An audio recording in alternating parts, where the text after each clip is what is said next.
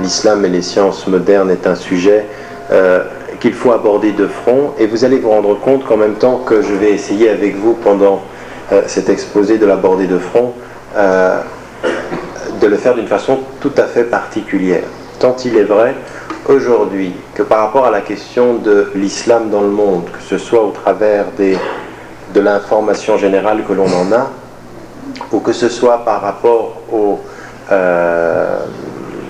propos courants ou à la connaissance ou les informations les plus communément transmises sur la réalité de l'islam, nous nous apercevons aujourd'hui que on étiquette souvent l'islam, on qualifie souvent l'islam dans un rapport de conflit avec énormément de valeurs qui sont considérées comme positives en Occident. Et cette espèce de formulation binaire va jusqu'à la question scientifique. C'est tout à la fois ce qu'on peut avoir comme considération d'un islam qui est forcément opposé à l'époque moderne. Et dans l'époque moderne, on utilise tous les termes. C'est et la modernité, et le modernisme, et l'occidentalisation. On ne fait pas de différence, de distinction terminologique. On promeut une pensée binaire qui dit ce que nous sommes, souvent par opposition à ce que l'autre n'est pas. Et souvent, dans le discours qui est tenu sur l'islam, il apparaît que les qualificatifs qui se présentent le plus rapprochés de l'islam sont souvent en opposition avec ce qu'on considère de plus progressiste dans la sphère occidentale. Et ça, sans l'once d'une analyse approfondie, sans le temps pris à considérer et les fondements de l'islam et son histoire. Et on va s'apercevoir dans l'exposé d'aujourd'hui que la seule analyse, un tant soit peu objective, des données de la religion musulmane et de son histoire battent en brèche beaucoup des considérations les plus communément traduites ou transmises sur le sujet. Et donc, nous sommes aujourd'hui en face d'une question qui est intéressante. Pourquoi ?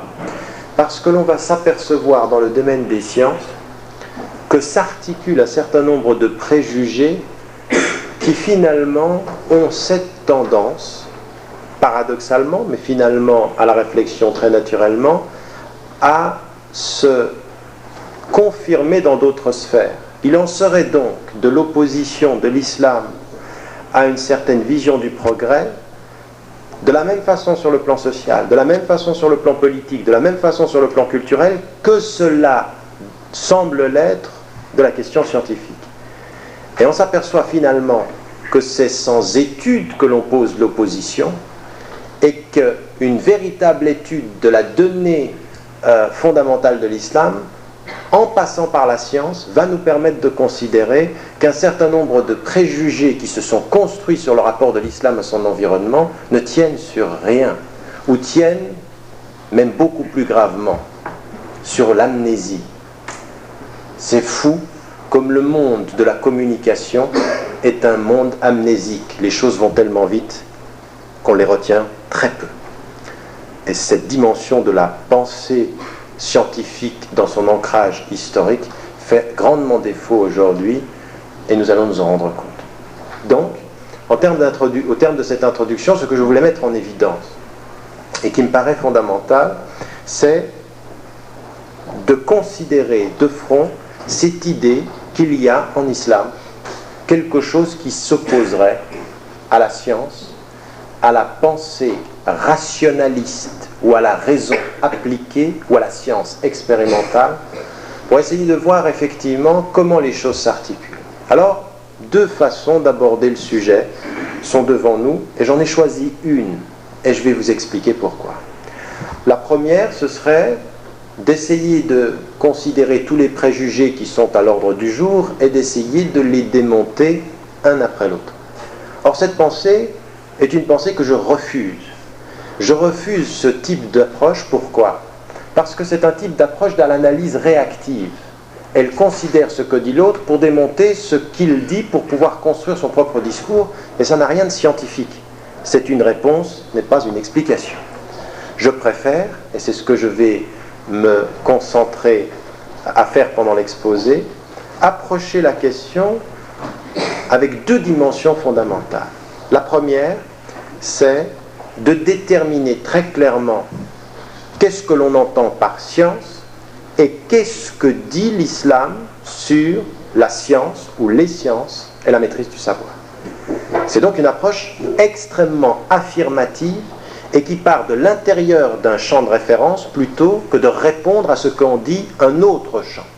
En d'autres termes, pour m'expliquer plus clairement, il est important pour les musulmans, comme pour tous leurs interlocuteurs, de comprendre que l'on aborde une pensée par sa logique interne et non pas par le discours qu'une autre logique tient sur cette logique.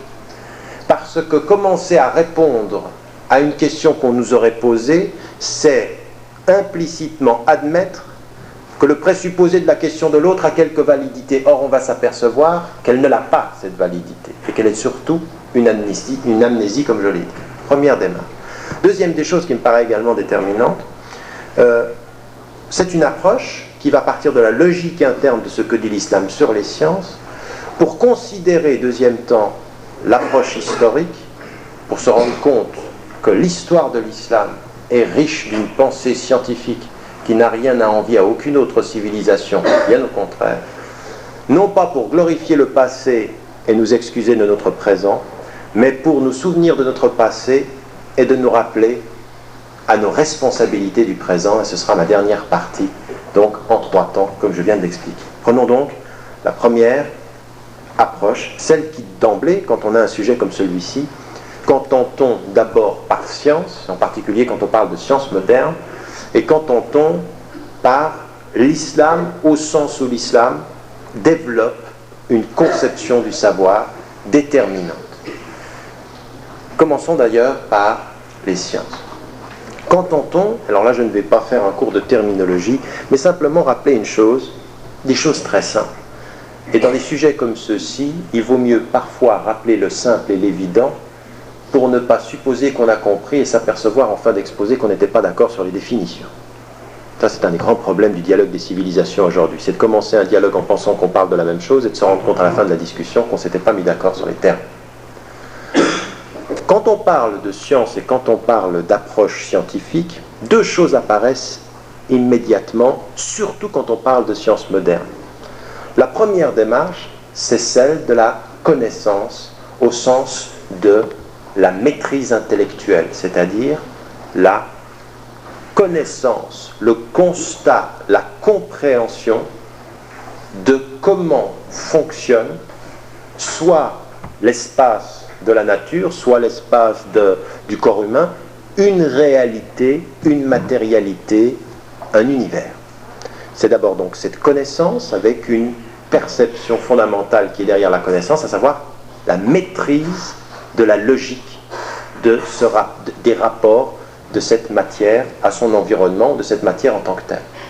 Cette connaissance-là, elle peut être une connaissance stricte et pure, ce serait plutôt là, on tendrait vers une philosophie, mais dans la dimension scientifique, l'idée de la connaissance et de la maîtrise des éléments a un objectif fondamental, c'est connaître pour maîtriser.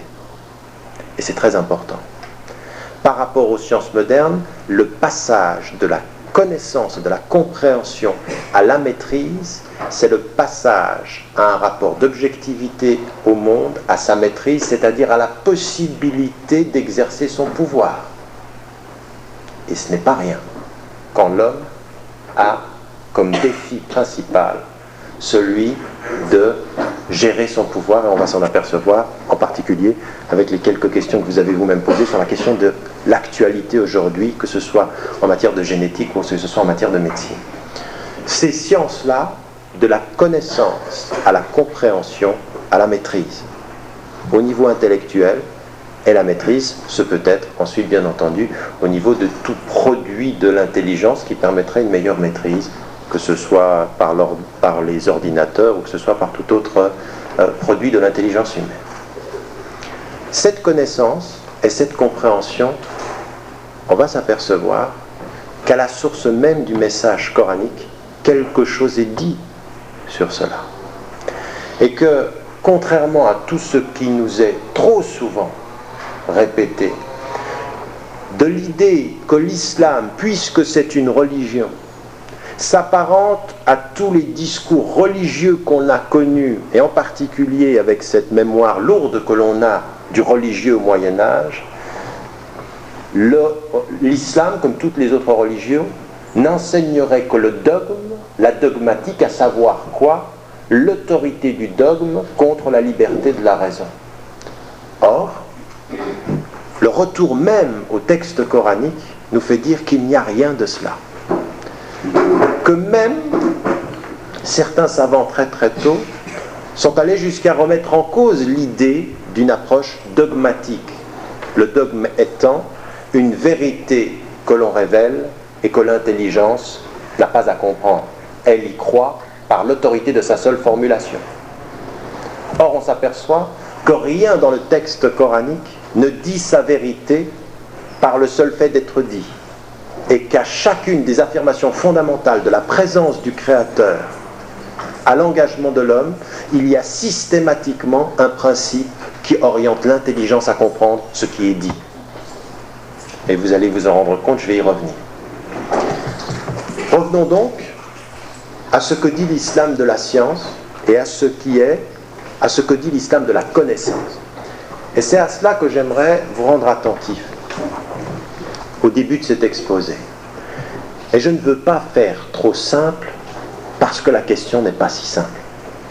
Et que je suis un tout petit peu déçu de voir beaucoup trop de musulmans et de musulmanes aborder ces questions-là simplement en disant, comme si on avait résolu la question, mais l'islam ne s'oppose pas à la science. La preuve, c'est que le Coran appelle à l'intelligence et puis que notre histoire le dit, puis c'est tout. Mais c'est beaucoup plus fondamental que ça. C'est que ce qu'il faut se rendre compte, c'est non pas que l'islam ne s'oppose pas à la science, c'est que l'islam, par la conception que Dieu nous a donnée de l'homme, la commande, l'ordonne, qu'il ne saurait être question d'être un être humain devant Dieu sans porter la connaissance comme un commandement et un ordre. Ce n'est pas « je ne m'oppose pas », c'est « je ne peux que m'en nourrir ». Si je ne me nourris pas de connaissances, je meurs dans ma foi. Parce que ma foi se nourrit de mon savoir et que mon savoir est la nécessité de ma foi. C'est donc beaucoup plus que prouver qu'on ne s'y oppose pas. C'est de revenir à la conception fondamentale de l'islam pour se rendre compte combien fondamentalement c'est un message qui nous appelle à une connaissance fondamentale. Pourquoi je le dis de cette façon-là? Parce que certains musulmans se convainquent ou se persuadent de vérité de leur religion uniquement pour pouvoir répondre à leur interlocuteur, comme s'ils étaient des êtres que l'on questionne et qu'ils étaient devenus des êtres qui répondent. Mais est-ce que, devant Dieu, le jour où il n'y aura de Dieu que Dieu, le jour où nous serons tout seuls devant lui, nous serons questionnés sur la façon dont nous avons eu à répondre aux gens ou sur la question dont nous avons vécu avec nos vérités? Parce que la vraie question, elle est celle-ci. Qu'est cette connaissance pour chacun d'entre nous fondamentalement avant qu'elle devienne un sujet de polémique par rapport à notre environnement? Alors par rapport à cette connaissance, on va s'apercevoir d'une chose qui est très très très spécifique à l'islam et qui, dans l'étude des religions, comme dans l'étude des philosophies, va manifester d'emblée une spécificité sur laquelle il faut s'arrêter. C'est qu'il n'y a pas en islam un seul canal de la connaissance. Il n'y a pas une connaissance qui passe par la tête. Que la science la plus moderne en islam, c'est une science qui passe par un autre canal d'abord, avec une formule coranique qui a fait et qui a développé des quantités de commentaires. Lahum qulubun la yafqahuna biha. Ils ont des cœurs et ils ne comprennent pas avec leur cœur. L'un des principaux, le principal canal de l'acquisition de la connaissance, du savoir, est le cœur. Le cœur au sens de la dimension où va se fondre, se former, se nourrir, s'approfondir et s'enraciner la dimension de la foi. C'est-à-dire ce secret. Parce qu'en islam, tous les êtres humains sur la terre. Même celui qui aujourd'hui devant vous pourrait vous dire « Je ne crois ni en Dieu ni en rien »,